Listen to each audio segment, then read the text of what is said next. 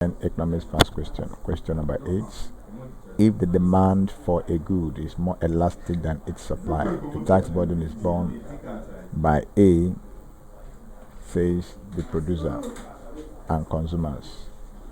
B, said by consumers. C, said by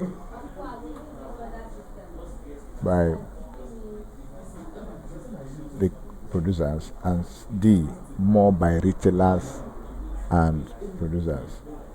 Now, elasticity is the extent. Elasticity is the extent, okay, of demand. Measures the extent to which the quantity of commodity demanded by consumers changes as a result of a little change in the prices of the commodity.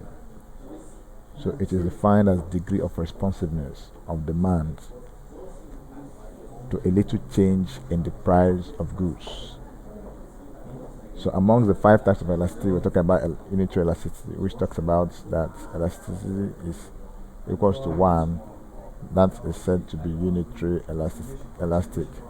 So from our question, it says if the demand for a good is more elastic than its supply, the tax burden is borne by option C, more by the producers.